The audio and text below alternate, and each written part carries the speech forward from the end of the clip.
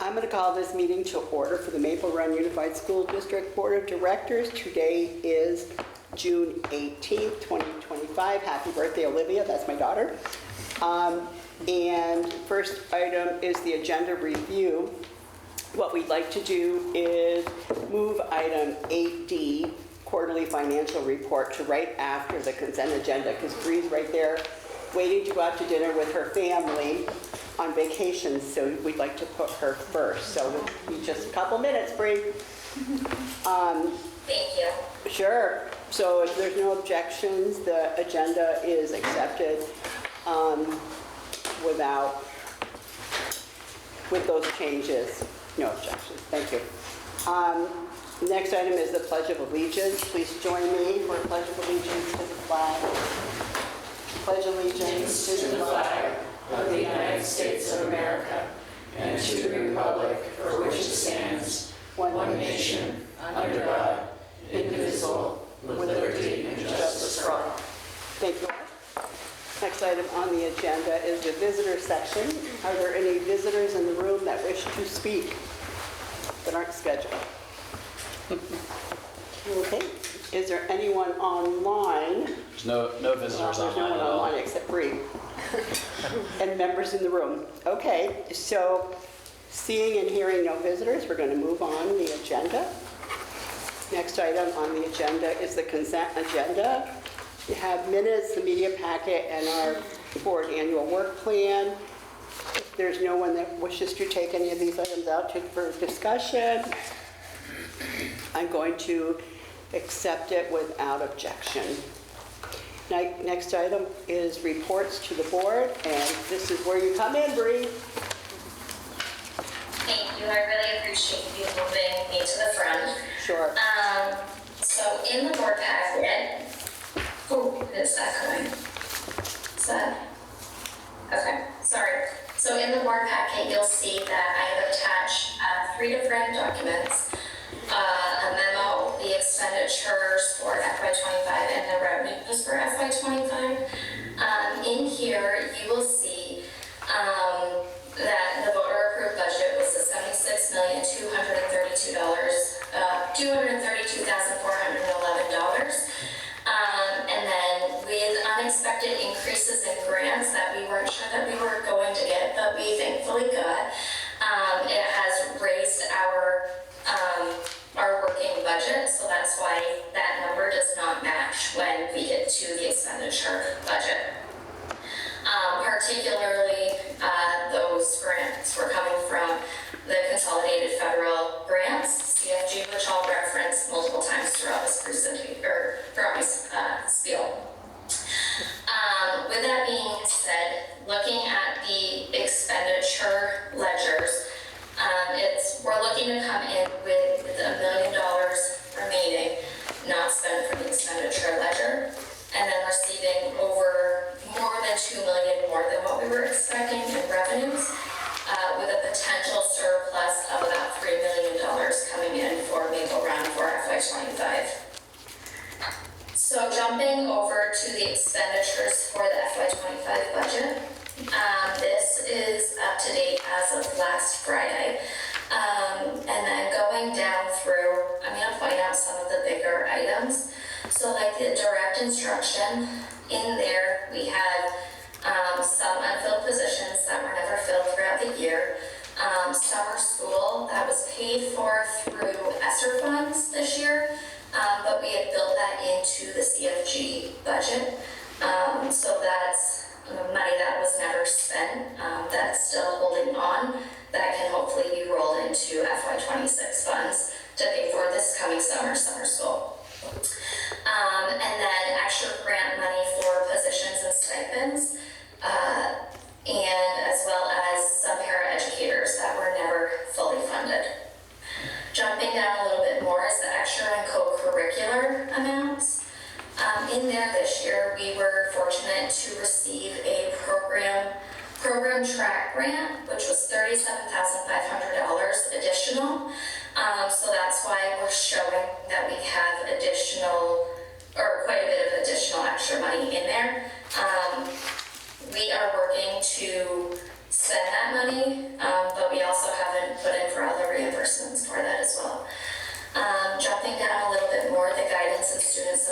services, you'll see that there's the $191,000 in there. So a big amount that's coming from that is the student support teachers that we moved into direct instruction. So there were 2 teachers at City School that we felt that would be better placed as direct instruction instead of student support. So we left the budget money there just in case we needed to use the money somewhere else or reallocate it somewhere else. But we never reallocated that money. So it's just sitting there in the guidance and student supports. The next one is the curriculum and instruction services. This one is where we had extra money set aside for if the grants didn't come through or if something had happened where we couldn't pay for some of the grants because CFG last year was a little bit, we weren't sure about what the funding was going to look like. So we had moved and set aside extra money in there for the grants. Thankfully, we were able to pay for those out of the CFG funds. So that's why there's still a little bit more of the remaining balance, as well as, different grants from the CFG that we were able to add to the budget, but we still haven't spent all of that money in there. Going down a little bit more, you'll see that there's a deficit in the operations and maintenance and security. That's because we saw that we had extra money after that last quarter, and we talked to facilities and we said, let's do some more projects around the buildings. So then, the school infrastructure can look a lot better. Student transportation, this was something that we knew about, that we had an over amount budgeted because also the principals were very diligent in not scheduling tons and tons of field trips because the cost of transportation has been really expensive for us. So then the next one below is the Collins Perla Complex.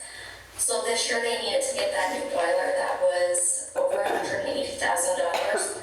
Plus they had to add additional equipment in to this. So that's why they overexpensed, as well as their sidewalk project that was in there. That was above and beyond additional. And then going down, adult education.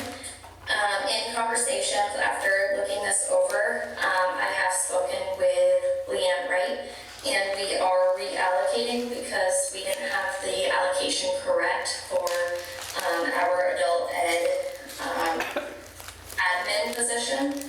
We had the percentages a little bit wrong, so that number is going to change, and we'll probably sugar off right around that. There might still be a little bit of a deficit, but then looking back over onto the revenue side, there's enough revenues to cover all of this. And then switching over to the next page of the expenditures, which is the special ed budget. And Andrea has spoken to this with all of you before, letting you know that the special ed budget, we had extra costs that we were not anticipating. So that's why they are overspent or showing overspent for FY25. And then going down to the Northwest Career and Technical Center, they also had one position that they were not able to fill this year, which was the math integration position. So that's why there's money there, but then as well, we have Perkins grant money that we received.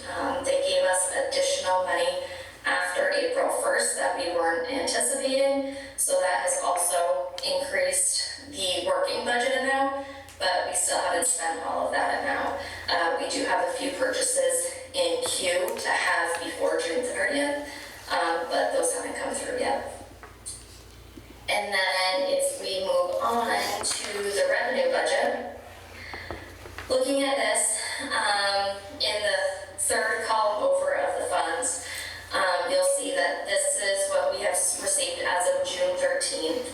And so far, we have received $76,354,242 with an anticipation of potentially about $2 million more. $2 million, it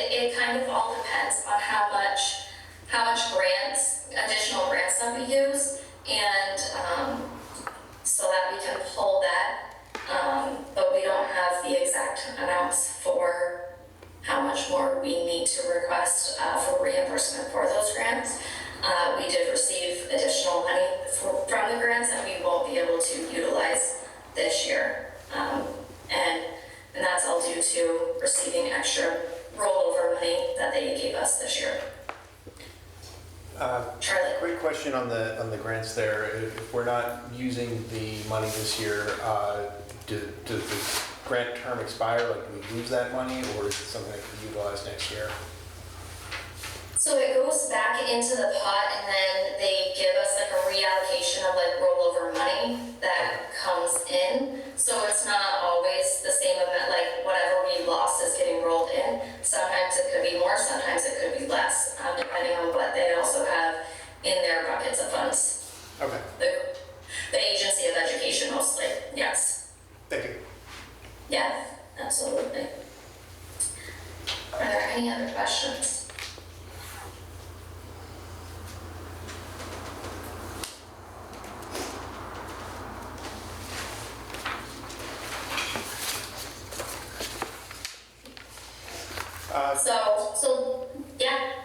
Yeah, just a refresher for me on the special ed part of the budget.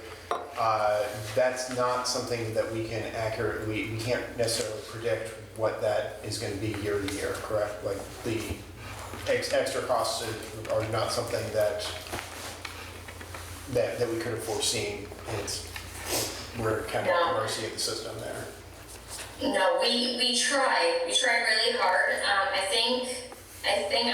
I'm not positive of the number, but I think we had 13 additional students move in this year that were special ed eligible, that were high cost students. And we had no idea that they were going to come.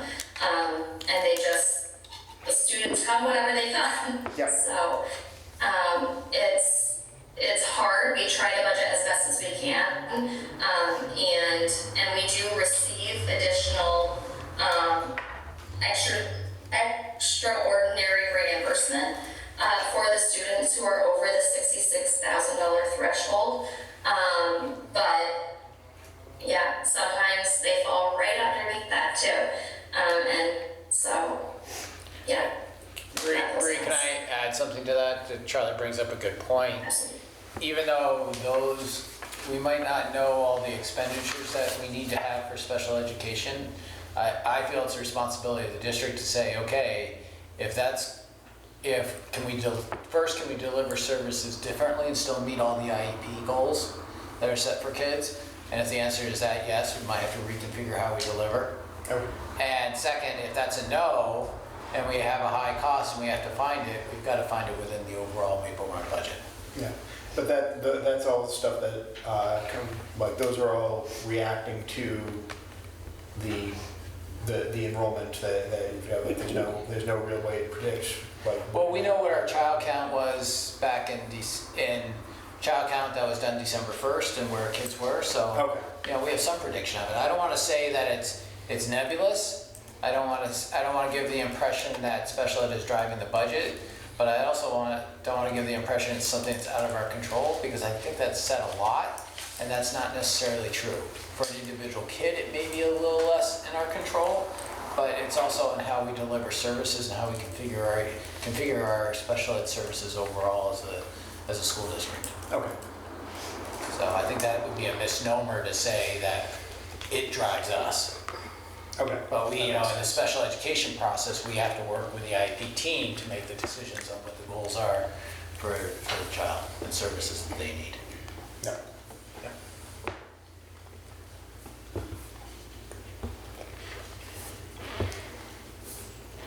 Any other questions? Or any others? Okay, thank you. Thanks for taking time out of your vacation to present to us. Enjoy the rest of it. Thank you. I appreciate it. Take care. Bye. Thank you. Okay, next item is reports to the board on the regular agenda, and the first one is the student board representative report. Jacoby. I almost just said good morning. It is not morning. Good evening, everybody. Yeah, school just ended. It was a nice school year. I didn't really have much to report, so I won't talk for the sake of talking. But yeah, finals week went nice, and I think it was nice to have half days for the last week of school. And I think Oh, and I think a lot of students are ready for summer, and I'm happy that warmer weather is greeting us this week. And that's about it. That was pretty quick. Thank you. Anybody have questions for Jacoby?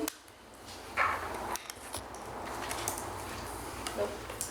What are your plans for the summer? Next week I'm going to Boise State, and then the first week of August I'm going to a running camp, and then in between that I'm just gonna work with Up for Learning. That's, Nice. Thank you. yeah.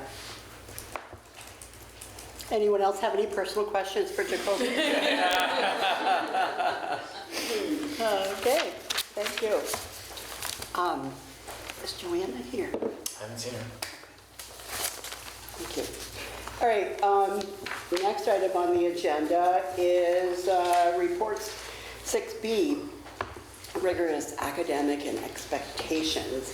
We have attachments 6B, and John and Alexis will be presenting. Okay. Hi, everyone. Will this be your last presentation, you think? Yeah, I do have one item later in the agenda, but this is, Okay, because it's the last meeting before you go, so yeah, that's the reason. Thank you. if you need tissues. I was just gonna just say. let me- Yeah, All right, go. This is actually a great thing to end the year on, and for me to have as my last report. There's going to be a lot of connections here between the previous OKR reports that we've done, but we also took some feedback from you all in the winter when we reviewed data that you were looking for a little bit more and some different ways of looking at the data, particularly around student growth. And so we have some different things that we can show you today to see if maybe that is more in the realm of what you're looking for, and some analysis related to that we can talk about as well. The template for the presentation is the same. So this starts with the strategic plan goals and then moves into this area of rigorous academics and expectations. So you can review, if you'd like, the theory of action, action steps, resources, and evidence. And we did share at the start of the year the key parts of the new evaluation system, which is related to all of this.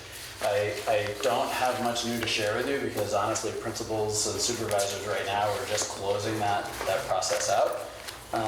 But that in and of itself is a success, that the system was implemented this year and that we completed the first round of phase 1 and phase 2 evaluations as part of that. You might remember this image from earlier. It's hard to see up on the screen, but in your packets you might have a better view, and digitally you can click on these links. And this is just to make the point that the evaluation system is grounded in research, as the state requires us to do. It comes from both the state's vision for teaching, learning, and leading, from the Danielson framework, and from the research from Marzano Resources, which is actually where the majority of research has been done in the past 5 or 6 years on this topic. And as part of that, we have our Maple Run Focus Framework. So if you want to reconnect with this, I think it's a great read, but these are those elements of the framework for instruction that we focused on as a district. And so it's just worthy of a reminder, I think, even though I don't have data related to this to share just yet. That can be something that you all get to explore in the fall. But what I do have data on is things related to our students, which is what is exciting for us anyways. I'm wondering, I'm just going to see if I can tweak the way this is showing up on the screen to make it a little bit bigger. We have a series of success measures related to all of the things I'm going to show you.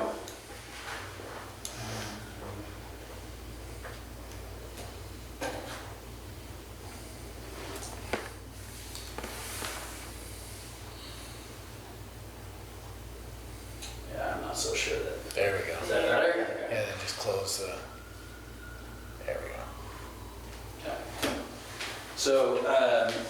these are the areas that we had set success measures as a district. None of these are new, although they're updated each year. So we're looking for positive response rates on professional learning evaluations, percentage of students on track for attendance at 70% or higher, 85% for behavior, 50% on grade level for literacy and math, and then increases when we look at our social emotional learning surveys. And we've also done a lot of work that we talked about around time on learning and what that looks like in math and literacy, as well as also protecting collaboration time for teachers so that they can function as a professional learning team to engage in the PLC process and address student learning needs.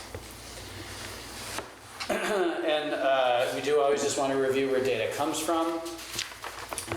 So I feel like when I said I would do the intro, Alexis, I forgot there were so many like prequels to the exciting things. I know, I can tell you really want to just get back. I do.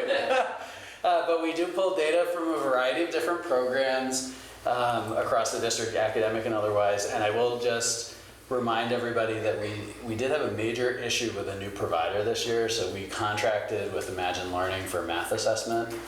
The math committee last year was really split between two different providers, and we went with the more fiscally responsible choice. And it turned out to not just meet our needs, but really not come close to what they had promised in the process. So the teachers did the best that they could with it this year. We did utilize additional sources of data, but you'll see that this actually has an impact on some of the data that I show you because we have some gaps. I am happy, however, to say that we have a new contract with a new provider for next year that we are confident will work. It does cost a little bit more money, but I think it's worth it. It's also a program that is utilized by all of the districts around us, so that will also help when we have kids moving in and out. All right, good stuff. Alexis, why don't you lead us into? Yeah, I'm gonna move because the mic is like right in my eyesight, Oh, so yep. I can't really see the screen. I'm just gonna move. Am I gonna sit in front of you, Becky? Okay. Do you want me to start? Yeah, why not? Okay. You've got the good stuff. Yeah, a lot of good stuff. So this shows comparison, as you can see, from last spring all the way through to this spring. I'm really going to focus on the behavior and the SEL responses, and then I'll let John take the rest.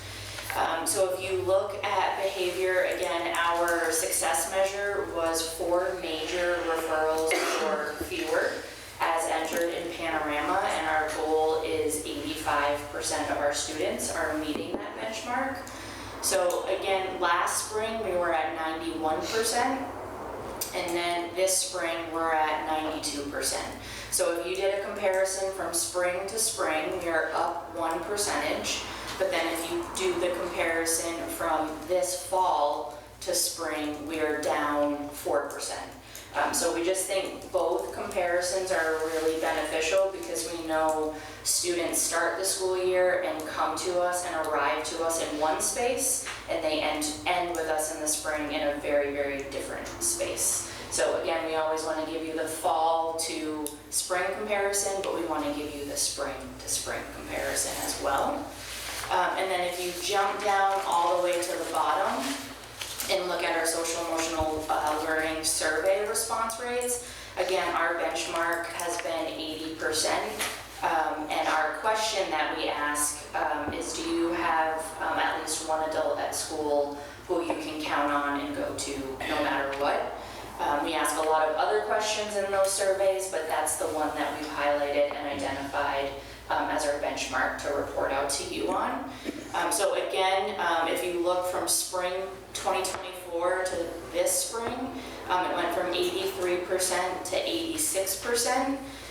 However, there's a caveat with that. So I want to be really transparent.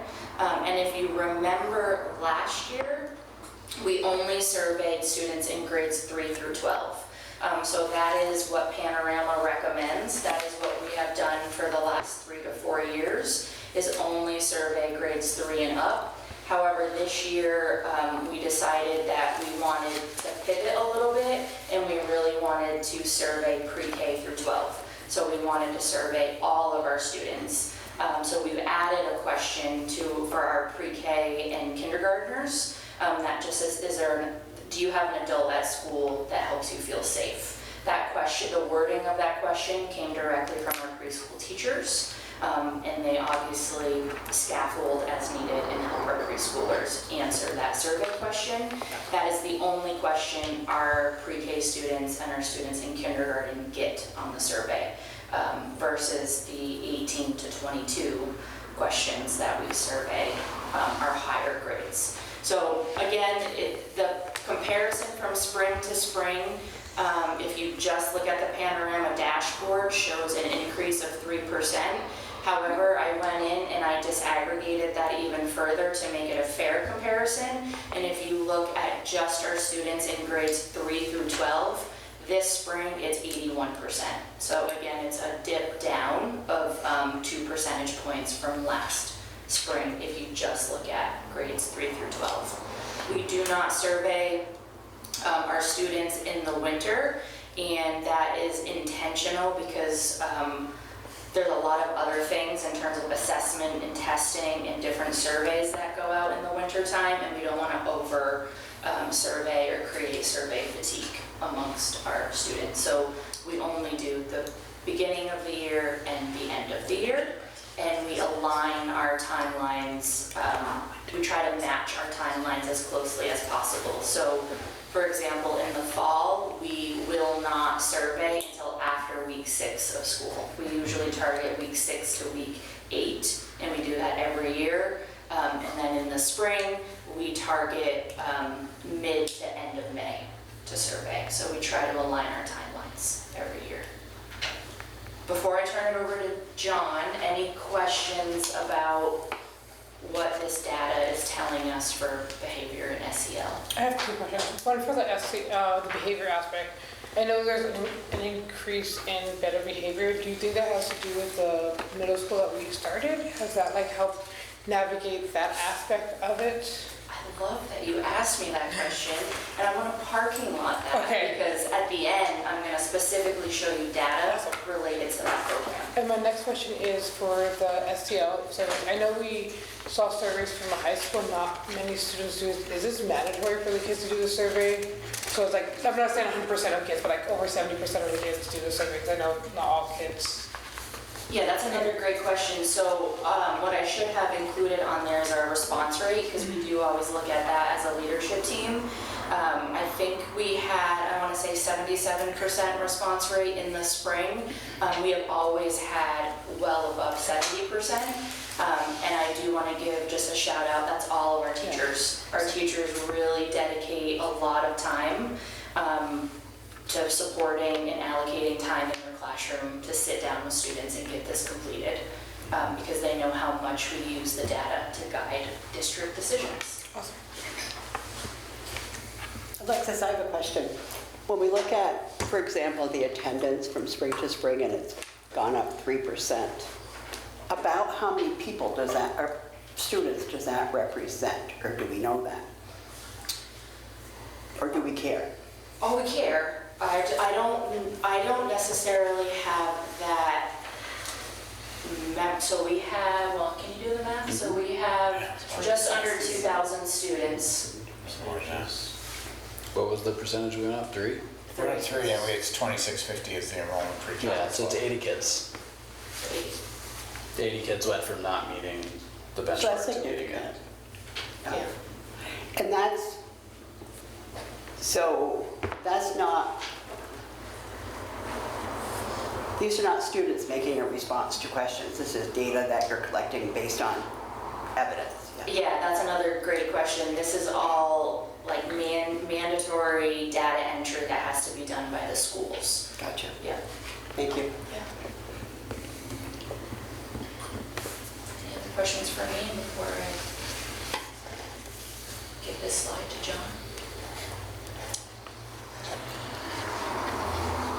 All right. So I will just point out that Alexis with behavior and the SEL reporting, those are the only two categories where we've exceeded this success measure. So I feel like that's just worthy of like kudos in and of itself. In and of itself. So our attendance issue persists at Maple Run. We have a district group that's working on this. We've seen some slight improvement, but it persists. We're at 53% of students meeting the attendance expectations. You'll hear this in several different forms while I'm sharing data, but this is actually on par for what we're seeing across the state. And actually across the country, there's a huge engagement and attendance problem, particularly the older that students get, but that is not as significant as you would expect. It is across all grade levels. And actually, as far as attendance goes, pre-K is our grade level that has the lowest attendance rate. We do have some success to share and to celebrate when we look at our literacy and math scores as well. So K to 5, we've continued to see growth. And so you can see in literacy, we have 49% of students in grades K through 5 that are meeting grade level expectations right now. Which this is always a weird one to talk about because we're almost at our benchmark, or our success measure, which was 50%. So it's important to celebrate that when we started, we were at 8%, right, coming out of the pandemic. And so this is pretty tremendous, coming out of the pandemic and coming out of the Lucy Calkins era of language instruction. So this is huge growth in this area. We are K through 5 within striking distance of being a top 5 district in the state. So that's like, these are all really positive things, and yet 51% of our students are not able to read at the grade level expectation. So that is still a lot of work that remains to be done. We did start experimenting starting this winter with sharing some growth data, and so in parentheses you can see the 1.35, that is the number of years of academic growth that the students demonstrated on the test between the start of the year and this last assessment. So K through 5, kids on average grew 1.35 years worth of content knowledge in one school year, so that's wonderful. Unfortunately, when we look at our adolescents, middle school and high school students, that number is lower. That's at 0.88, so that means we failed to reach a year's worth of content growth. And you can see our proficiency rate at the older grade levels is not just lower, but actually drops over the year, and that is the other sign that kids are not learning a year's worth of material in 1 year worth of school. These rates represent an improvement, but that feels like kind of a hollow statement to make when in an academic year we're not generating an academic year's worth of growth. The same holds true with math. So again, where the percentage of kids on grade level is a very flawed statistic right now just because of the program that we're using. We can't really depend on that. The one thing this program does do fantastically well is track student growth over time. So I feel much more confident in the growth numbers, which are in parentheses. So when we look at K to 8, on average, kids are growing 1.74 years in their math knowledge in one school year, which is pretty incredible. And at the high school, that's 0.54, which is obviously not enough. And so you have that same kind of trend. The higher we go in the grade levels, the slower the growth is. And we spent some time unpacking this with the school leadership team and with the math and the district leadership team and then with our math and literacy committees. This is not just me being an optimist. This is good news because with the board, we made the decision to invest very heavily and we focused on grades K through 5. And that is where we funneled the majority of the resources and the interventionists, the instructional coaching, attention, and professional development. And so that's where we had big shifts in math and literacy. And so to me, this data is saying that those investments worked and are continuing to work.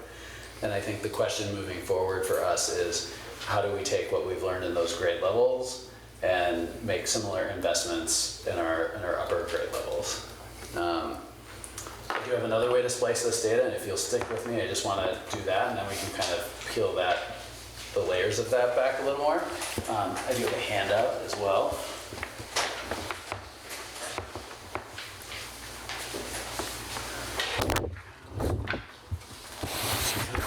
That's what the teacher's showing. Yeah. Yeah. I always hated as a teacher when I had to give things to kids and ask them to pass it around.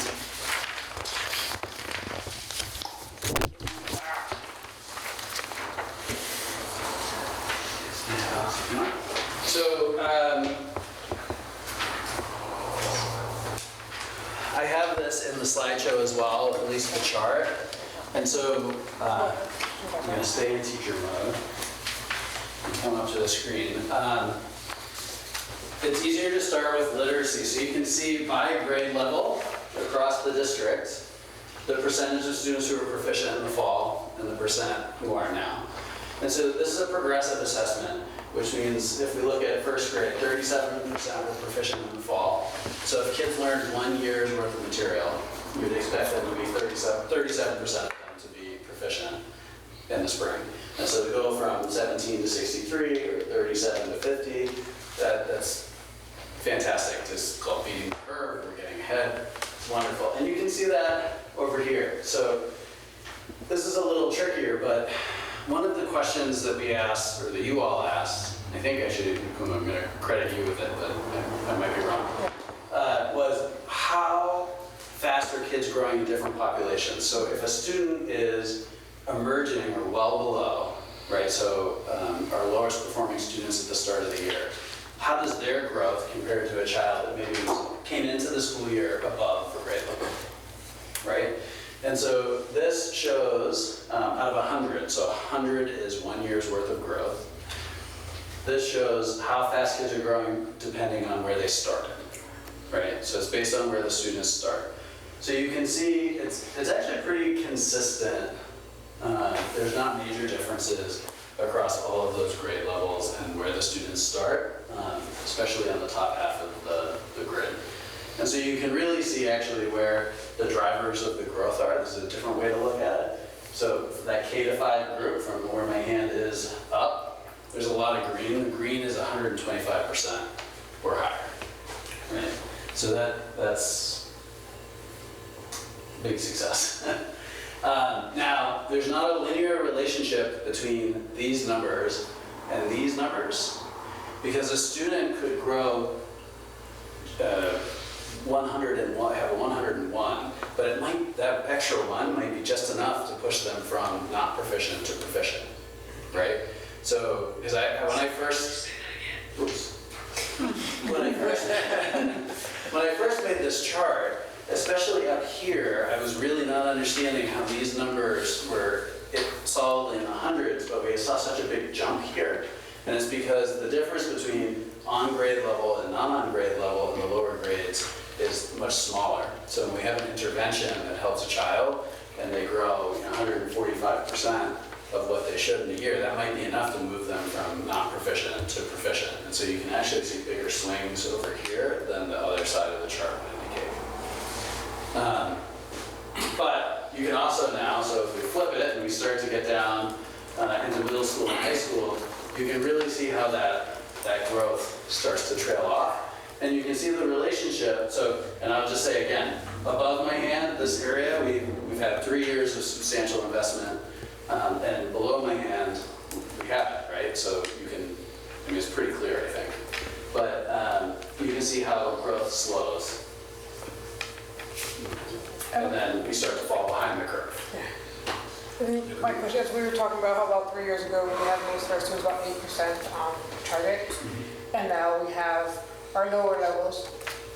From the data I see, it looks like a lot of our students have gaps that are being filled. Because you notice our students are expanding our above level, continuing that trend overall, Yep. while our students who are below and emerging continue to stay at that level. Is there any way to have like resources or whatnot to fill in that gap as they continue to move forward, moving up? So, yeah, so it is literally a resource Yeah. question. And when you can see the difference between literacy and math as well, because we have more resources in literacy than in math right now when you look at particularly the number of interventionists that we have. So I can tell you in the majority of our middle school grades, we are really lacking in our ability to deliver academic interventions because the staff we have are fully utilized in the lower grade levels. And the same thing is true at the high school. I know once they get to high school, that gap is harder to fill. And so Right. it's really important to get the lower level foundation there. Yep. It's true. So the older a student gets, the harder, more resource intensive it is to fill in an academic gap.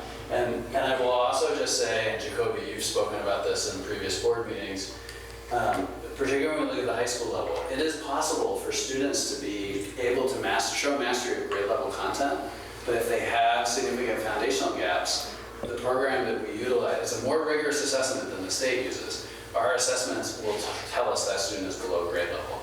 And so we have some of our students, I can't remember the example that you gave, Jacoby, but we have some of our students who are in our top math classes that show up below grade level because they have a major foundational gap somewhere. Are we flagging that foundational gap and like offering resources, even extra like outside or like even if like math teachers like here's you're bad at fraction, here's a fraction. Like worksheet, not necessarily, I understand that the foundation gaps will be different for every student, so taking classroom time is really hard for teachers to do, but is there any way we can, I don't want to say offer tutoring because that's also a teacher's time, but like how are we supporting the kids? Because as the foundational gap, I saw my high school kids in the top level and end up in resource math, under college level math, because they had foundational gaps, and when they took the test to start college, they didn't make it to the AP calculus classes they had taken because they didn't remember algebra 2 because it'd been 3 years. Yep. And how can we ensure that our kids are kind of getting that refresher? Because I know school works more on a mastery level than a circular spiral type thing, because it is, you pass 4th grade math, you don't revisit 4th grade math again. Because that's what I know on both of these, it looks like there's a foundational gap between both because the higher levels are the ones that are struggling. Yep. Yeah, so I'll agree with you that the foundational gaps are really key to addressing this, which we also found in the earlier grade levels. But the challenge is actually deploying resources at scale to do that. And we did, like I said, we agreed to focus where the greatest need was at the time, which was the early grade levels. And that's imperative, because the cycle ends. Yeah. So Jack, you looked like you were... So, in high school, not all kids are currently taking math. There are some semesters where. So when you test the high school kids, are you testing just the math class students? Or like if you're testing all the students, there are going to be some that aren't currently taking math. That's right. And some kids take 4 years of math, and some kids take the bare minimum and that kind of thing. So it's almost typical to see the drop off at the higher grades because some kids go way up and take as much math as they can, and some kids take the bare minimum. That's true. And so we do have that issue with students. And do you think that affects, so my question is, how much do you think that affects the drop off in the later years? Well, so I would say I think there's an impact. I don't know that I know enough to say what exactly it is. Okay. I think it's possible to be considered proficient and still be a grade level behind. So there's a little bit of like a buffer built in for that. I think the issue is really just to go back to what I shared with Akuma. I think it's these persistent foundational gaps that we have, because when we look at the needs that students in high school have, their greatest needs aren't showing up as high school level math or literacy. They're showing up as lower middle school or upper elementary math concepts or literacy concepts. Or I would say with literacy in particular, fluency is an issue, right? Fluency is the chief predictor of how well you can do on these literacy assessments. And so you might actually have all the skills, you're just slower than you need to be to score proficient on the assessment. So that's a challenge too. I will also just say,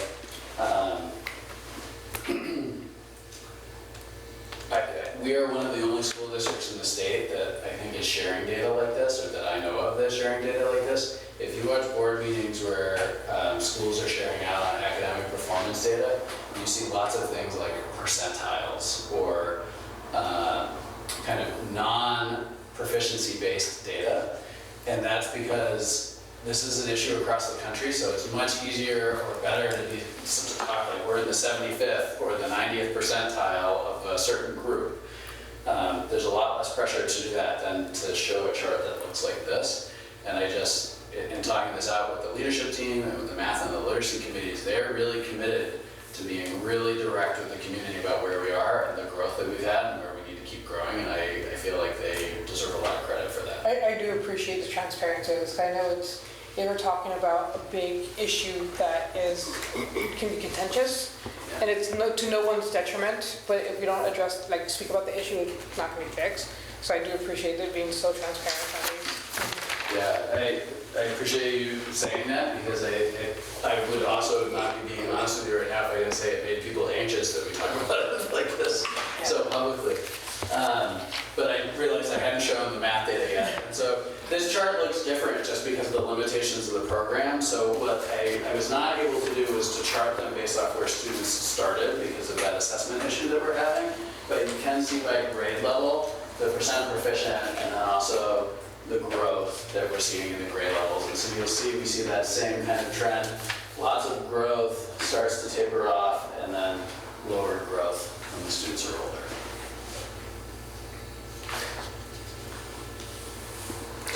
So I'm kind of intrigued on the math bit here. So it starts to taper off, but at 9th and 11th grade, there's a spike where they're in the 90s, almost to on grade level is, and I would have expected to see more of like a steady, maybe my expectations are wrong, but I would have expected to see something more steady rather than the blips. Is there an explanation for that or a theory on why that is? I'm not actually sure if I could explain that blip at the high school right now, although it is something that I have been in conversation with the high school about, and they're looking into for next year, but at least right now I couldn't explain it. Okay. I will say it's not uncommon to see a kind of like wave effect when you look at growth data like this, but I can't explain the differences there. Okay.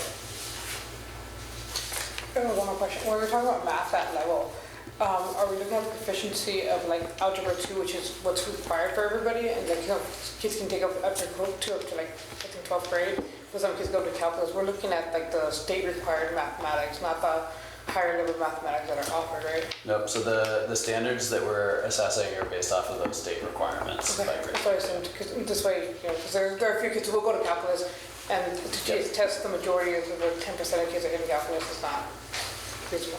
Awesome. I have a question. Oh, yes, no. Well, I think I have a question. Going back to that attendance data that you showed us, I think I understand what I'm looking at. But is this a wrong conclusion that, for example, for the spring of 2025, where there was 53% on track for attendance, right? Yep. That means there were 47 that weren't percent.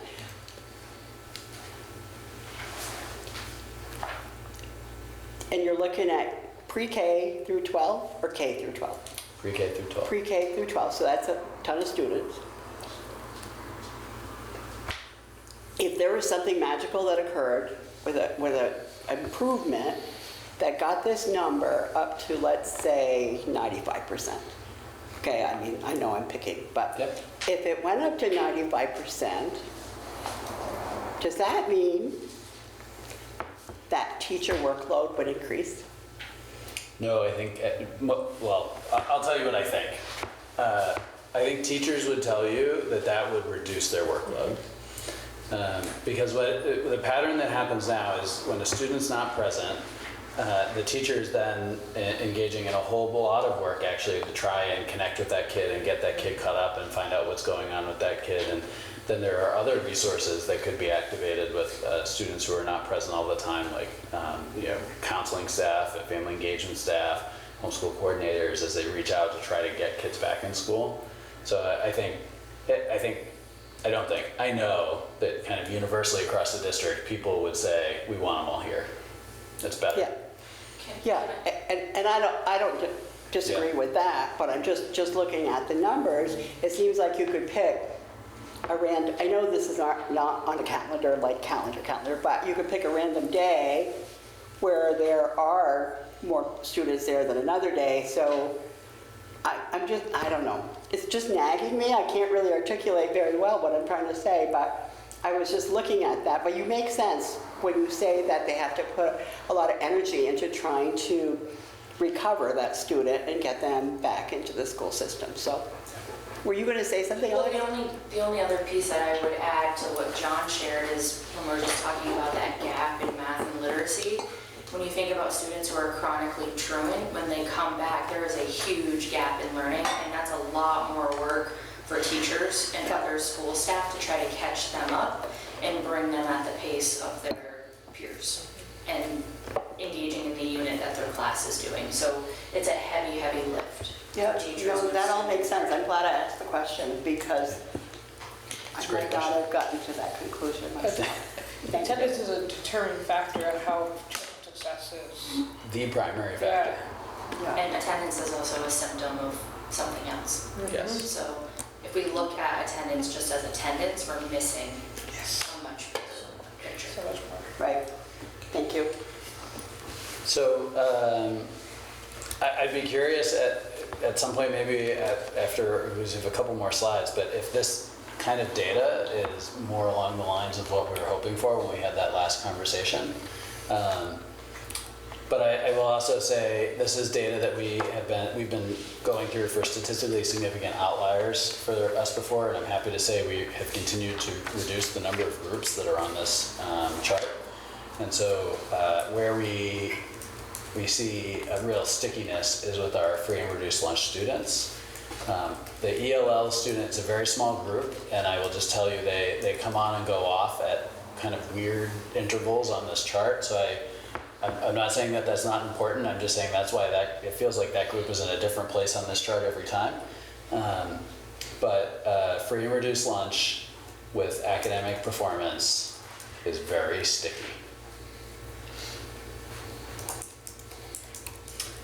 All right, Alexis. All right, so we as a team thought it would also be helpful to embed a data update for the middle level alternative program into this presentation. So if you didn't already know, they actually now have a name. So they're not called the alternative program anymore, they are called Spring Academy. That name was actually identified by the students. So every student made a recommendation and then they all voted on it. And this is the one that won. And the motto is like flowers in the springtime, you can bloom here. So, but that was all student driven, which is pretty powerful. So this is just again, trying to correlate it to our success measures. This is just a graph or a table on our behavior data. So you can see that the program this year supported a total of 13 students. Again, across all 3 of our pre-K 8 schools. So there were students from all of our campuses, Fairfield, Town, and City, all accessed this program this year. And per student, you can see the before column shows how many major behavior referrals they had entered into Panorama this year prior to starting at the program. So that would be from August to January. And then if you go in and then now you can look at how many major behavior referrals they've had since they've been in the program. And what's kind of beautiful about doing this data presentation now is the chunks of time are equivalent. So you have 5 months at the start of the year when they were not in the program, and you have 5 months at the end of the year when they finished out the program. So, which is a really nice time to present the data. So again, you can see that there are pretty dramatic shifts in the behaviors. And I reflected the changes that are highlighted in green are obviously progress and huge areas of improvement. So some people get confused with the minus sign. The reason why the negative numbers are in green is because those behaviors are going down and they're decreasing, which is what we want to see. And then we have one where there has been an increase in behaviors. But what is really interesting, I'm going to go to the next slide in a minute. If you correlate that with attendance, this student in particular was chronically truant. So we expect to see more behaviors because they're coming and they're attending. We can't put behaviors into panorama when you're not at school. There's no opportunity to engage in a behavior. So what I did at the bottom for a total is, again, I then tied this back to our OKRs and our success measures. So as of the end of this year, 46% of the students in Spring Academy met that behavioral success measure of 4 or fewer major referrals. And prior to starting in the program, 33% of the students were meeting that success measure. So that is an increase in 13%. If you go, I'll go to the attendance and then I'll open it up for questions. And then if you shift and you look at our attendance data, again, it's the same format. So the first column is the percentage of attendance at school prior to starting in the program, and then the percentage of attending in the program after they began in the program. This one I find to be really, really powerful because you can see that our dips are very minimal dips with the exception of one. And there's a whole story behind that. But our increases are huge. I mean, when we look at increases in the 40-60% range, that is an astronomical increase in student engagement and attendance at school. So what I did at the bottom as well is I showed that since these students have started at Spring Academy, 38% of them have met that attendance success measure, which is 9 or fewer absences. And prior to the opening of the program, 8% of these students were meeting the attendance success measure. So that's an increase of 30% in attendance. And again, there is definitely correlation between students who were chronically truant and who are now coming consistently. We're seeing a rise in their behavior data because, again, they're now coming. But we're seeing huge decreases in behavior of students where attendance has not historically been an issue. So students 7 and 13 on the behavior data are zeros. Where is that? Yeah. So But they're existent in... Yeah, so the before is because they were not accessing one of our sending schools. I can't go into the details around that because of confidentiality. It could very easily identify those students, but those students were not enrolled in a school of ours. So that's why they're 0. And then after the program, they, no, I'm sorry, the not applicable is a student who was not accessing one of our sending schools. The zeros are accurate. They didn't have any behavior referrals, but those students were chronically truant. Okay. Which is why, so if you're kind of asking your question of how are they in the program, it's because we were completely losing them. Are they the same students on both charts, the student 1 through 13? Yes. Thank you. So this is now success. And so the students listed here are students who went into the Spring Academy and then came out and went back to their classroom? No. No, so they were in the Spring Academy for the entire February through June? For this year, yes. Okay. All of the students this year that started with us in January ended with us in June. And without identifying any special circumstances or anything, will they be going back, will they be starting the next school year in the Spring Academy again? Yeah, no, I appreciate the question. All of them are starting at Spring Academy in the fall. However, we do have a few where we will quickly be moving them on a transition plan. Okay, so at the moment, we don't have anyone who has transitioned from Spring Academy back into Correct. their school. But yes, and I wouldn't expect that within 5 months. Yeah. So that is very typical to see within a 5-month Yeah. timeframe. Yeah. But I mean, we graduated multiple 8th graders this year, and I'm confident in saying that probably all of those 8th graders probably wouldn't have graduated without this program. And when they come back, is there any way of, again mindful of confidentiality, and is there any way of tracking their attendance and behaviors once they're back among the main student population? Yes. Just to see if they're long-term, if the program is having long-term effects? Yeah, so the beautiful piece about how we've set this program up in Panorama is it clearly differentiates, let's say, when they're at City and when they're at Spring Academy.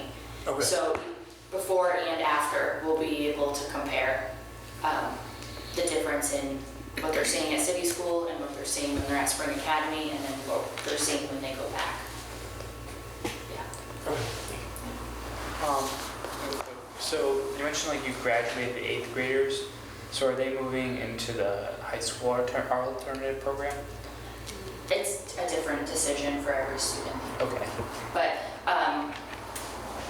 what I want to share about that is, again, if you remember when we were initially doing the presentations to try to get support for building a program like this, that is exactly why we started with grades 5 through 8. Not only was our data telling us this was a very high intensive area of need, but we also knew BFA was already established and set up with flexible pathways and many different in-house alternative programs.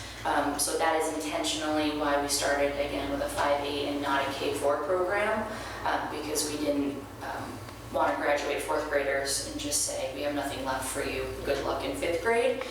We knew that our 8th graders would need to likely continue in an alternative program in the high school to maintain that success. So to be able to have transition meetings with the Novus program or the Lighthouse has been really, really seamless and really beautiful to be able to offer that to families.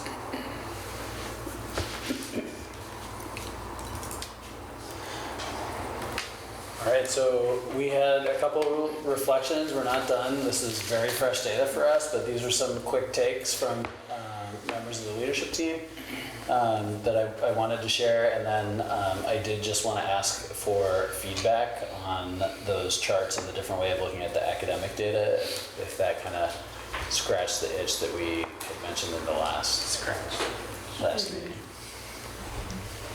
Because I will just say, like, if we go back to these charts, that this is actually, it's a lot of work to get to the data analysis like this, and there's some ways that we can systemize that to make it a little easier, but I would want to make sure before we continue to spend a couple days developing charts like this in the future that it's what you all want. And I say that with no self-interest, because that's going to be my game. And probably Martin, some to a degree. Mm-hmm. I appreciate the data that way. I really like it. I thought it was very streamlined in a way to understand. It wasn't like overly complex. I mean, there was a few things we had questions on, but it was overall really easy to read.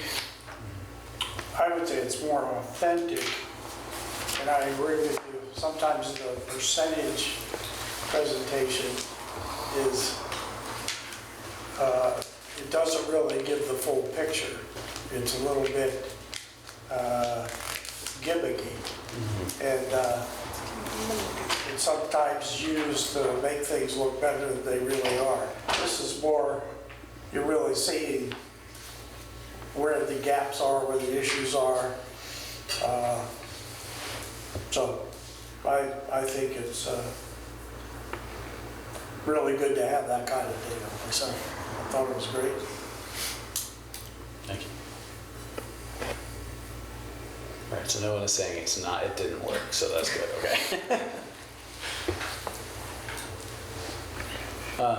I will just share, there's one other piece there that we're just beginning to explore, but really there's this, there's a correlation between when the growth slows and where those investments stopped, but also adolescence, right? So that's another whole area of exploration to like what potential unmet needs do we have in that area.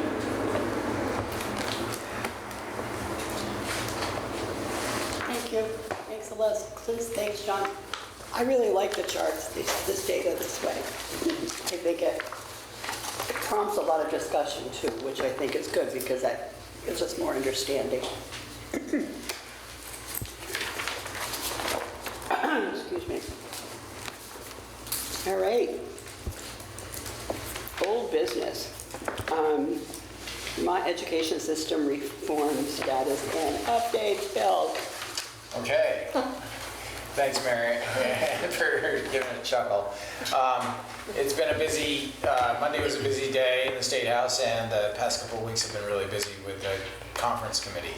I know that I've sent out emails and tried to keep you all up to date, so I won't go through all of that, but as you know, or I'm sure you're well aware of, the House passed 2 major ed bills on Monday and came to agreement, and the governor said he's going to sign them.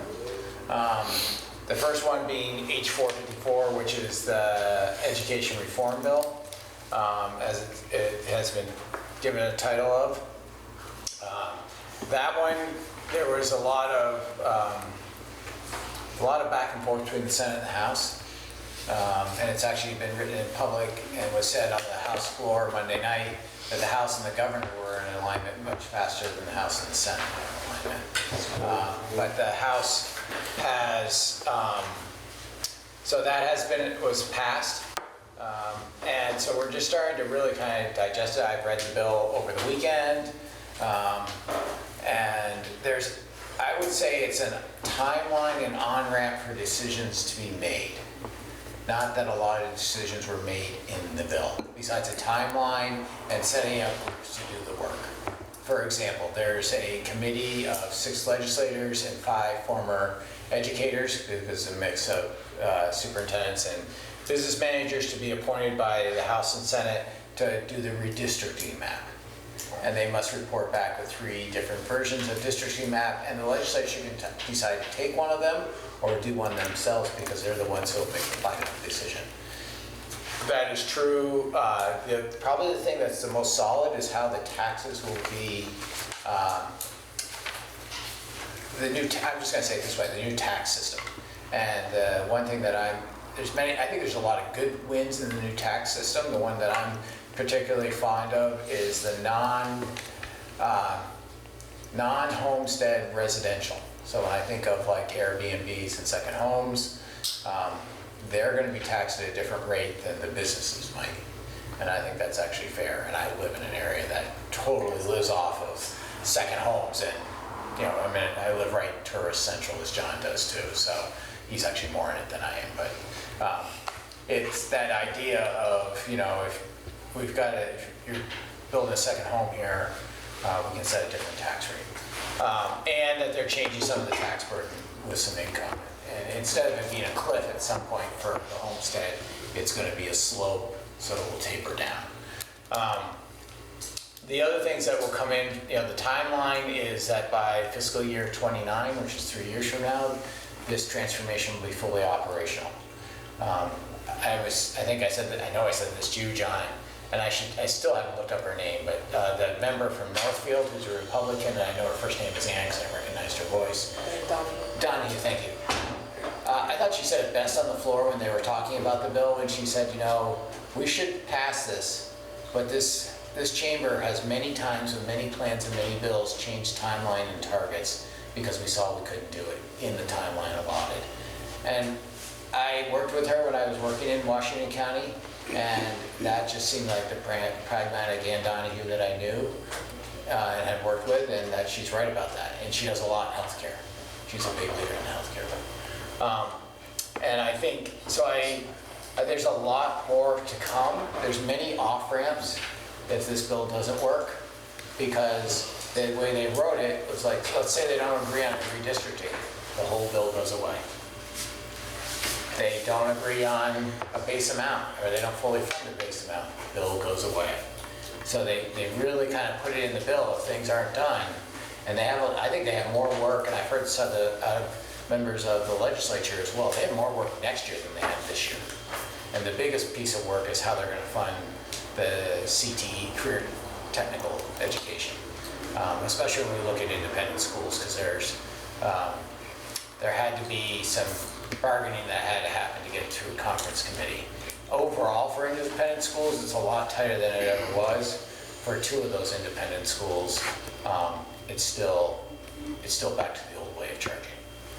So I could go on and on, but there's a lot more, but I think that's enough on, and I'll stop there. I wanted to get to H480, which is, I actually think has more impact to us today than the House Ed Reform Bill. But I want to see if there's any questions on the Ed Reform Bill or any comments people want to make. Can we get Casey in here for August? We can try, yeah. We can invite them, Yeah. if that's what you'd like to do. Who? Casey too, I'm assuming you mean? Oh, yeah. Sure. He's on the, Yeah. he's on the committee. He's a representative of personnel of the city. No, town and city.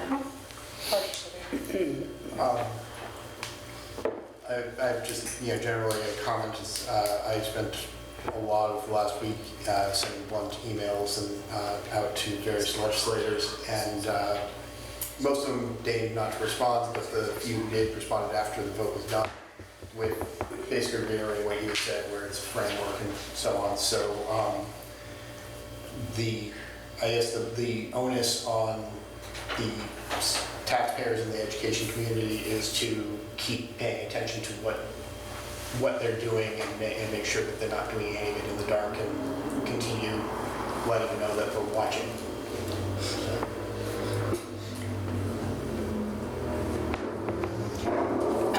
The other piece that I'm just kind of sneaking in here on you, Nola, and you can tell me if I'm out of order, but is H480, which is known as the omnibus bill, which happens at the end of every year.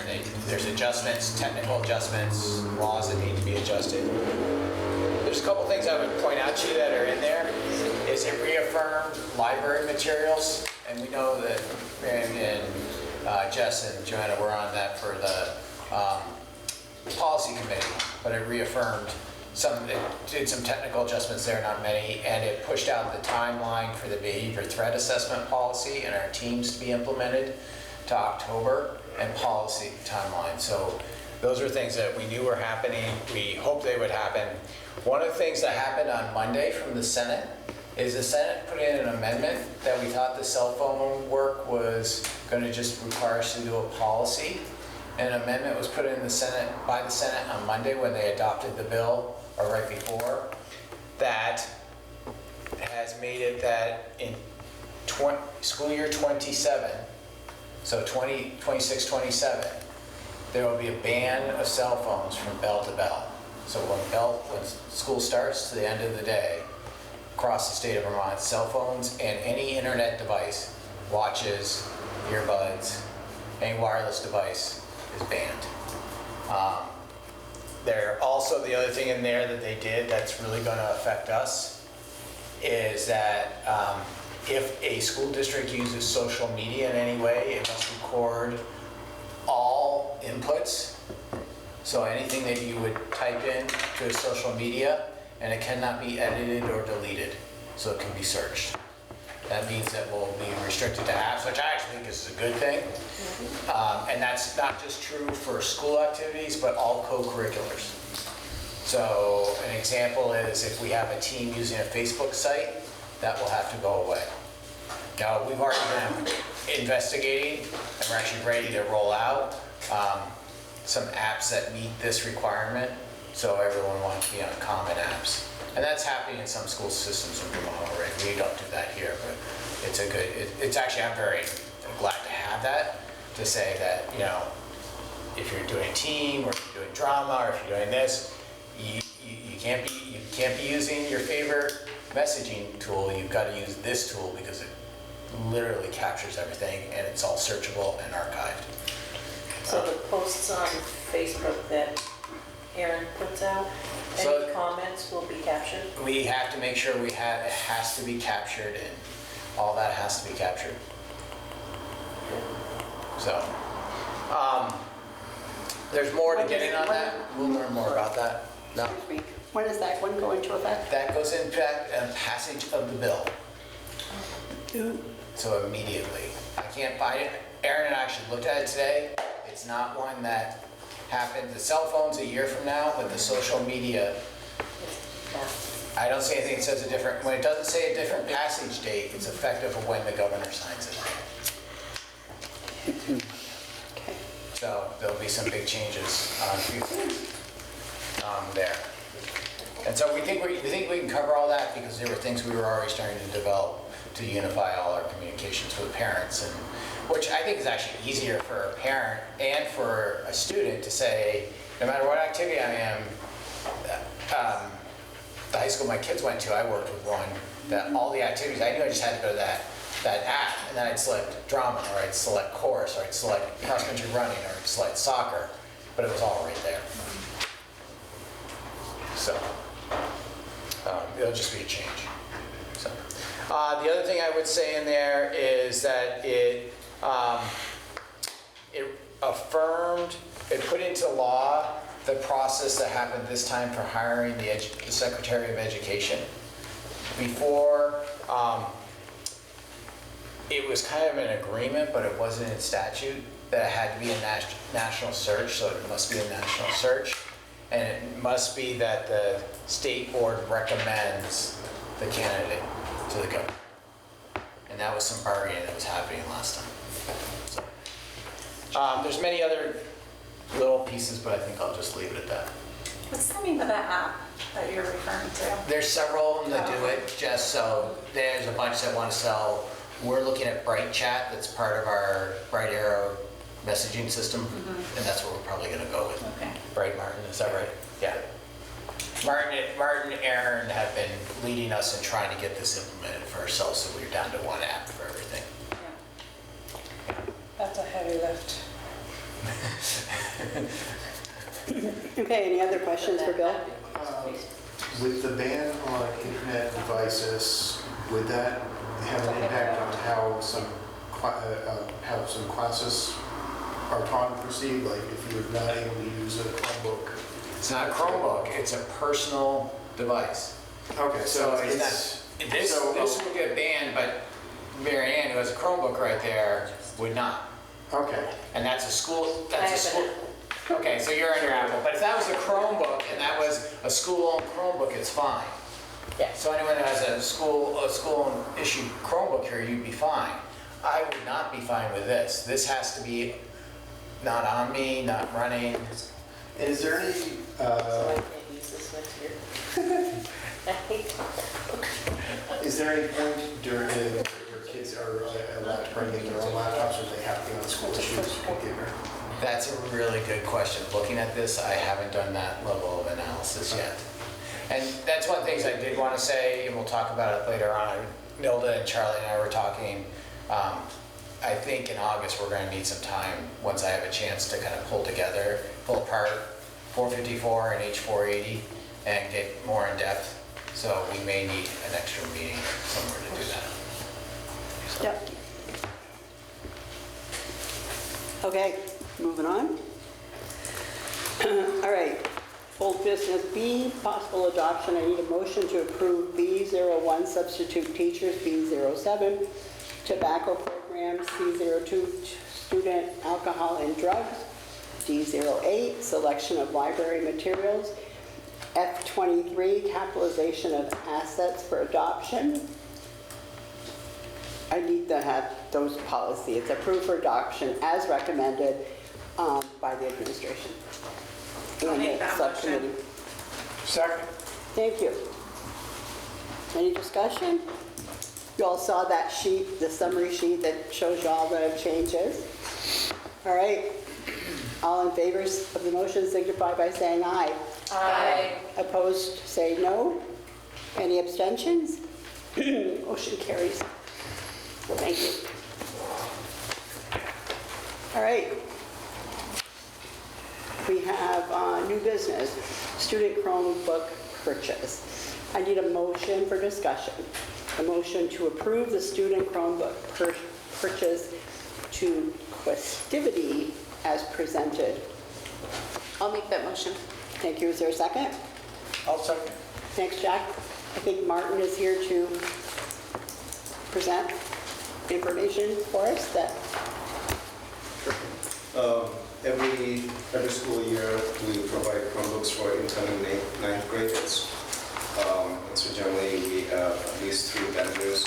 In this case, the lowest bid also met the specifications necessary. Yeah. Any questions? So the lowest bid was in the amount of $41,988. How many students?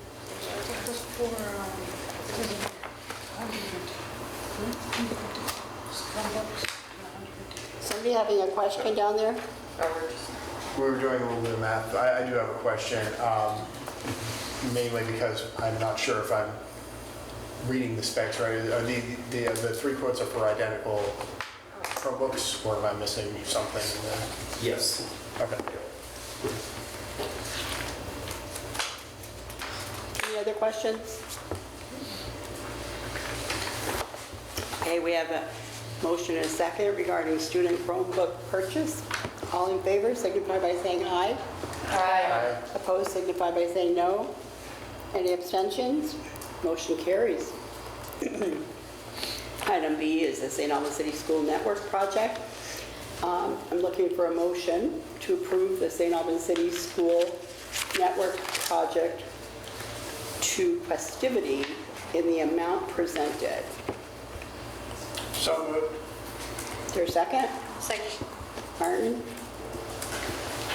Thank you. So with this move, all of our networking systems will be sent across district, which means we'll be able to share our IT expertise regardless of the building that they're being sent to work in. But in addition to that, this would modernize what they have at City School and bring it up a level.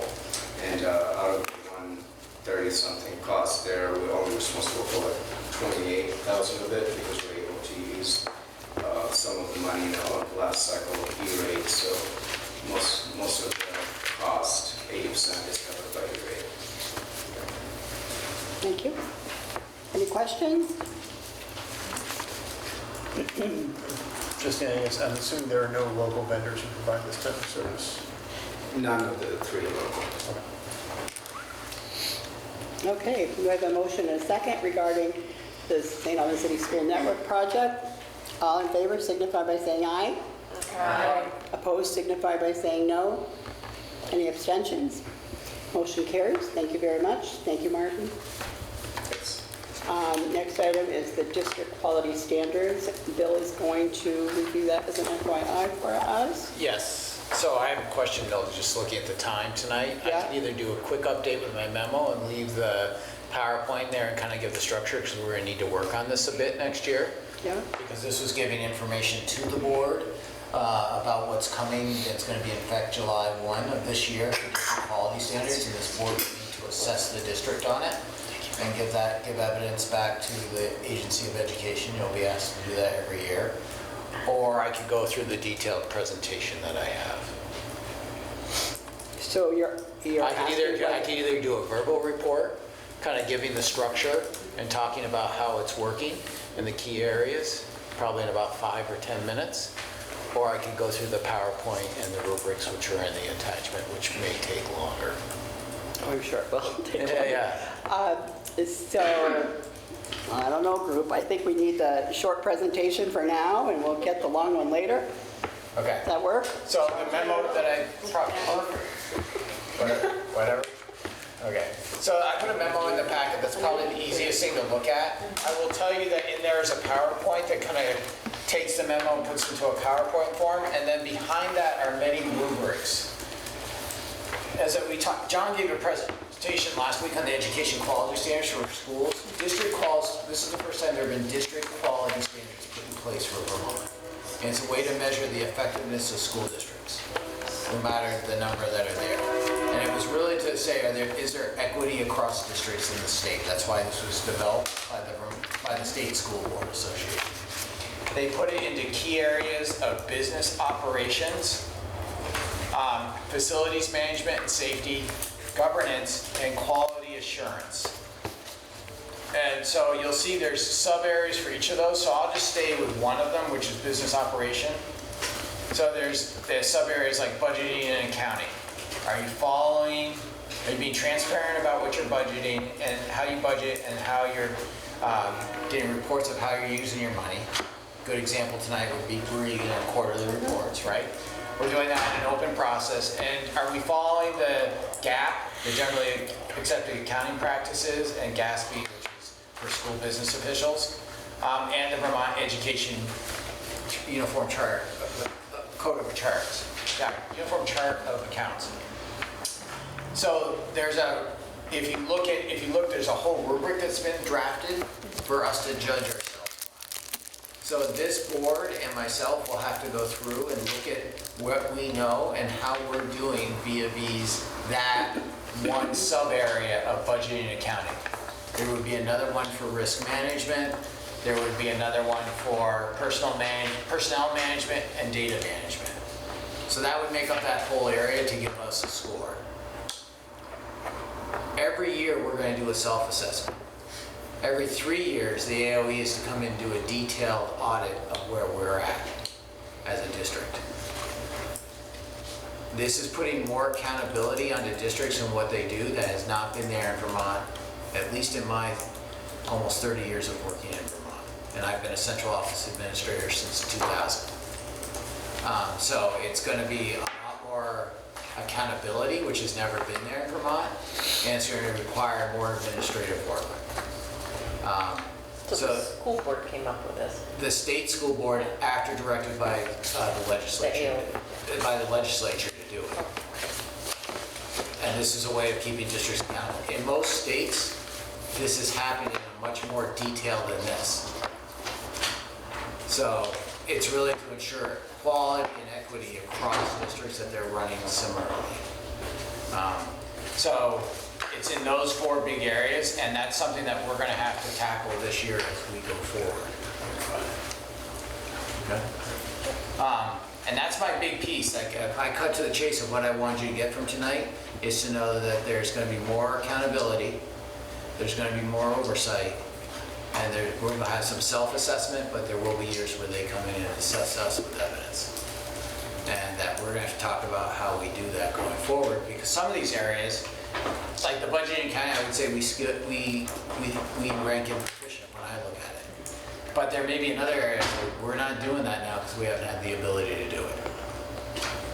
And so we need to talk about how we do that. So that's my 5-minute version. Great. So we'll plan on the more in-depth version later. Okay. At a later meeting. Okay, we did the quarterly financial reports. So item E, school closure of a single building, ESP side letter of agreement. So I need a motion to approve the school closure of a single building, educational support, professional side letter of agreement as recommended by administration. Please. Need a motion for discussion? I make the motion. Thank you. I'll second. Thank you. Discussion. Bill? Becky? Whoever? Yeah, do you want to start, Becky? Sorry. You were lucky to start. Okay, I said, oh, that got me in trouble. We've had a couple of years where we haven't had all buildings have the same number of days of which they were in session, usually due to a building failure issue. As you may remember, this past year at BFA, we had a septic leak within the building, had to close it that day. It was a day right before break. The year before, we had a flood in Fairfield. So one of the things that you've all heard me say is that you get accountability, responsibility, and authority they all should be together. And working with our partners with the association, they looked at me and said, Bill, you have the authority to do this. And I said, no, we all agree on the number of days we're going to be here. Let's all agree that if one school shuts down, it has to be made up at the end of the year. So that's what this is saying. glad you were in those discussions too. No, you did it really well. So you'll see there's two separate, one for ESP staff and then the next one is for professional staff. We did that deliberately because the master agreements have very different end dates. We wanted to ensure that we were capturing everything. Perfect. Any questions? Okay, go ahead. Knowing that the end of the year days are often kind of dodgy, is there any concern that of like adding a day that people are going to effectively not be as effective in teaching, or is that, do you think the staff will be able to, we have the focus at the end of the year? We have a lot of professionals who do amazing work with kids, and if the day ends June 1st or it ends June 15th, the same routines that are done at the end of the year, which I think are viable. I have a picture of me yesterday holding a pop stick on the social media with a bunch of first graders celebrating the end of the year. Not sure if that met our wellness policy, but I did it anyway. Those are the right things to do at the end of the year to celebrate, hey, we had a good year together. You know, whatever that is. That's going to happen no matter where we end the year. I actually think it prolongs in the middle of the year the number of teaching. Those same routines at the end are going to happen whether we end. And I can talk to colleagues that end their school year the week before Memorial Day in other states. They still have the same type of celebrations and routines, end of the year and start of the year. So. Any other questions? Okay, we have a motion and a second on school closure related to the ESP side letter. All in favor, signify by saying aye. Aye. Opposed, signify by saying no. Abstention? Thank you, motion carries. Similarly, we have item F, which is school closure of a single building, professional staff side letter of agreement. So I'd like a motion to approve the school closure of a single building, professional staff side letter of agreement as recommended by administration. Second. Okay, we have a motion and a second. Any additional information regarding this letter? It's just a different group of staff. Any questions? Ready to vote? All in favor of the motion signify by saying aye. Aye. Opposed signify by saying no. Any abstentions? Motion carries. Thank you. Item G, we have the summer programs 2025, attachment 8F.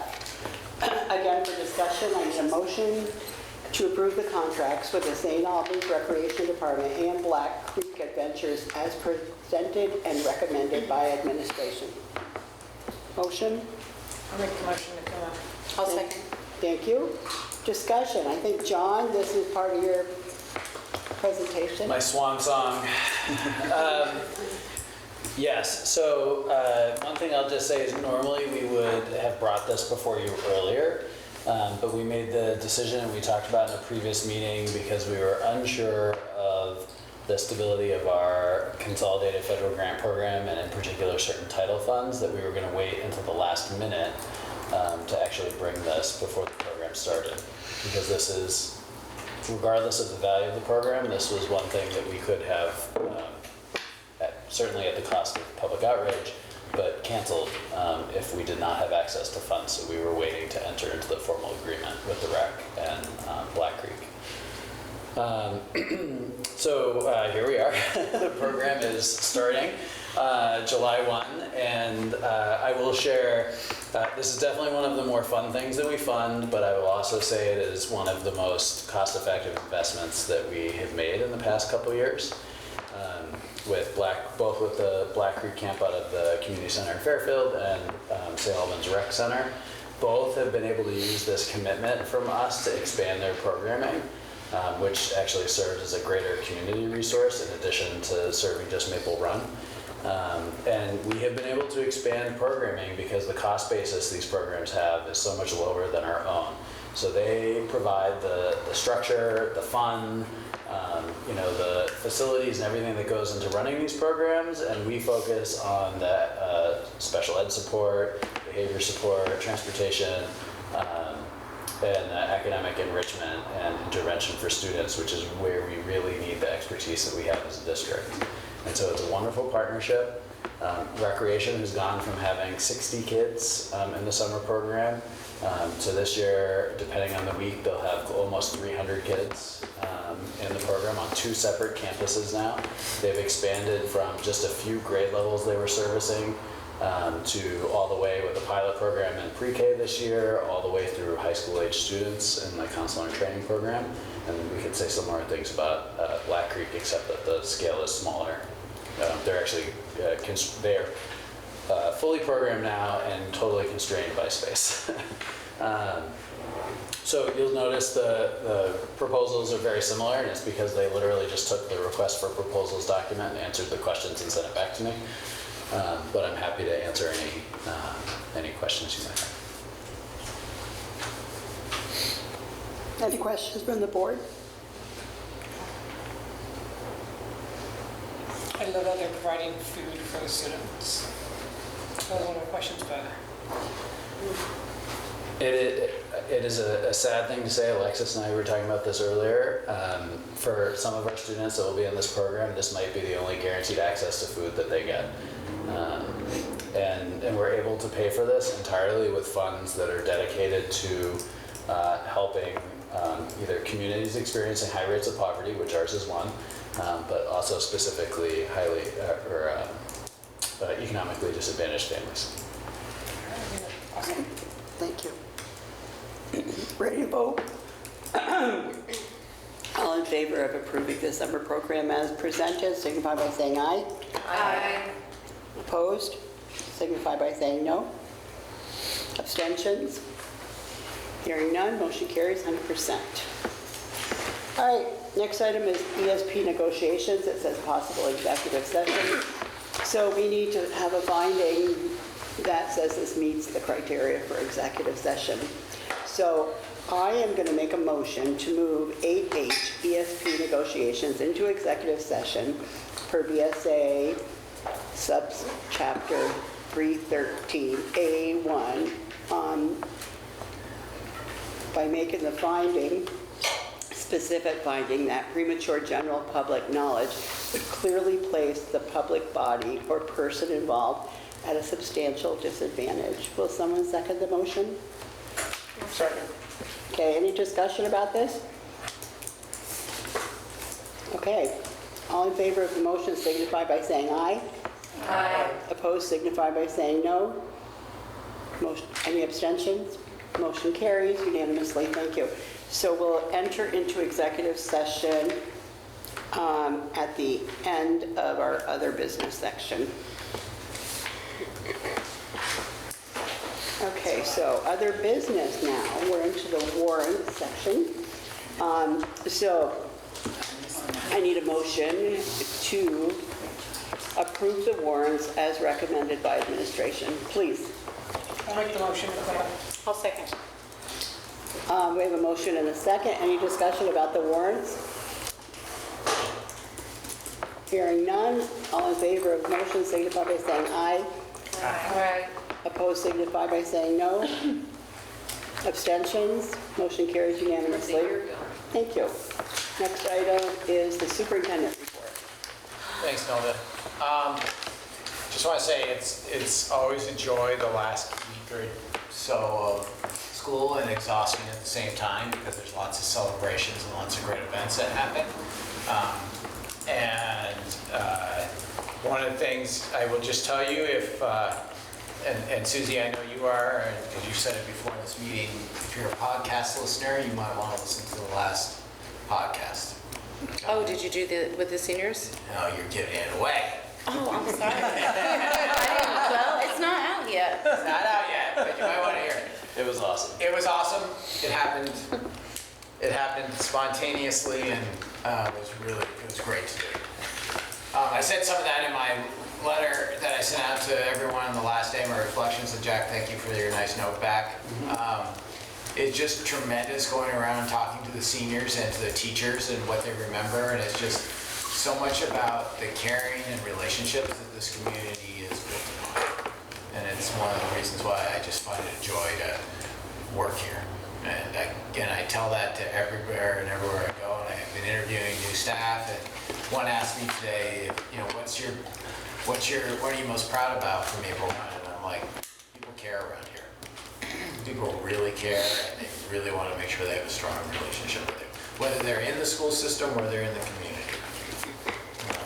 Sometimes we get challenged with that at times, but it's usually always coming from a place of care. So it's just a great place to work because of that. I talked about my popsicle photo, but there were many other ones. I always make the last day of one to go out and go get everywhere with all the kids, and then go to the staff luncheons that are happening. They're end of the year.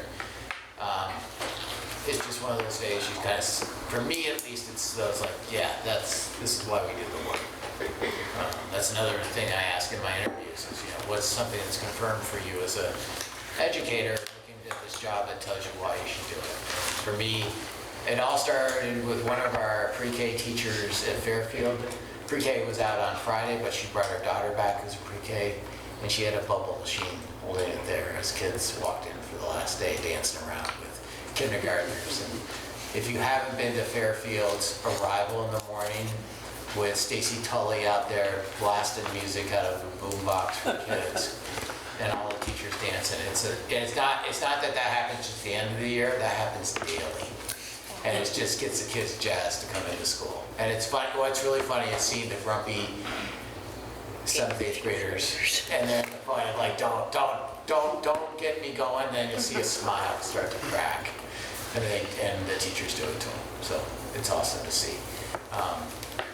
And that was true. Yeah, that's true everywhere. The BFA was having their step up day and seeing the kids engage in that. Same with city and town, and honoring our colleagues who are moving on to something different, and ones that have done great things over at City School. Dr. G and Stacy Rulo did a great job of they started something new this year. The kids all voted on it, but teacher superlatives, just like your old yearbook. And it was funny, and it was really well done. So, just a great way to do it. Jack and Susie, I know you were at BFA because I was there. I couldn't be at the 8th grades, but I know there were other people at the 8th grade graduations. I heard those went really well. And so those are good. I want to let you know, as I said earlier, I'm going to really try to digest these 2 big ed bills and get those ready for August so we can talk about kind of like what's our task list and the discussion that we need to do as a board. Nilda, Charlie, and I talked about that a bit on Monday and Tuesday. And then the last thing I want to alert you to is we have some, if you know where building trades is up at NCTC, it's now a blue building, used to be white, it's in the back of the parking lot. That building has some issues that are pretty severe. We're still investigating those. It's not something to worry about right now because I don't have all the answers, even all the questions I should be asking. But we're probably going to have to put a major investment into that. When I say major, over $1 million or $2 million. I don't have that figured out. Last Angus has been helping us with it. But there's some severe issues with that building. And that would be another topic, Hilda and Charlie, that I would suggest we talk about for that first meeting in August. I'll know more. But if you don't know the BFA campus, I think most of us do, but we are very landlocked there. If there isn't a building on it, it's probably paved for a parking lot. And one of the big things that happened in the connector, when we put the connector in place, was a promise to the city to be able to park all the staff on campus, and they also wanted some students. We can only fit 15 student cars, and so that's done through seniors through a lottery system. That happens quarterly. So we have some big issues up there with that building, trades building. It was built in 1988.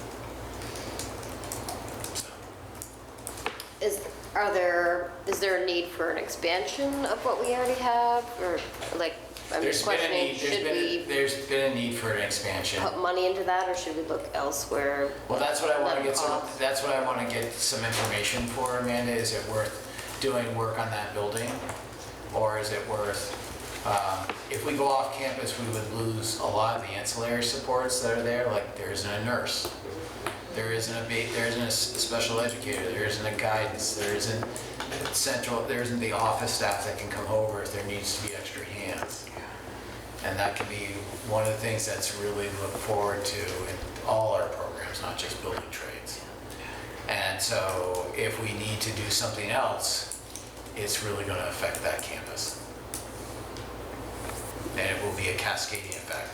I've spoken with Leanne Wright, who's the director, and Paul Enrico, the principal of BFA, to say we've got to start looking at what are different options. And I don't even have a list of what the different options are and what I'm not even sure of the costs sitting here right this moment.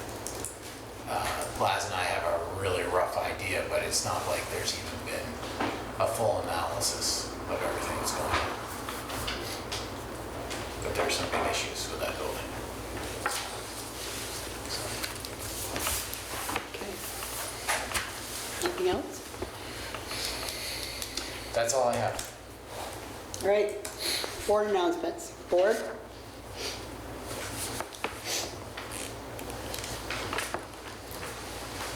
No? Well, I have a couple.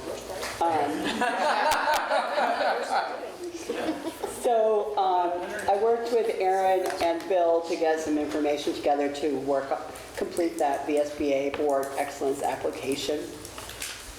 It's a pretty good application, and lots of the survey questions that they have, we've actually done them. Just about everything. So I'm really psyched about that.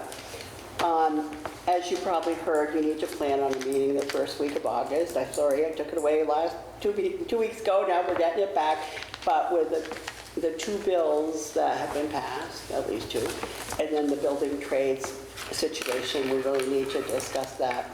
And we're going to try to keep the agenda limited to just those items so that we don't, because you know how you can get agenda creep really easily. Somebody knows you have a meeting and suddenly they want to do everything, and we're going to try not to have that happen. I want to thank the board for representing us at graduation so well. And I hate to do this, but I guess I have to thank John for sharing his professional career with us and for his calming and confident demeanor. It's been a pleasure to work with you. Thank you, Nola. Likewise. Anyone else? John, all the things that you did for us here is copyrighted by the... So we don't want to hear that you're going to just copy all your good stuff down over there, so... Could be royalties involved, is that what you're saying? Yep, because we have to fund that, the tech center. And, anyway, just kidding. You've done a great job, and we appreciate the work you've done. Yeah. Thank you. I would second that with what we were just showing on our board with our K-5, the impact we've made in this generation is amazing. Great. Agenda for future meetings, we kind of discussed that. And now we're ready for a vote to go into executive session, unless there's anything else. And I'll make the motion to enter into executive session to discuss 8H ESP negotiations at 7:49 p.m. Per 1 VSA subsection 313A1. Will someone second that motion, please? Second. Thank you. I'm going to call for a vote. All in favor of the motion signify by saying aye. Aye. Opposed signify by saying no. Any abstention? Motion carries. We are now in executive session. We're out of executive session. There's no action needed now. Is there any other business that needs to come before the board? Enjoy the month of July. Thank you all. We're adjourned. Thank you.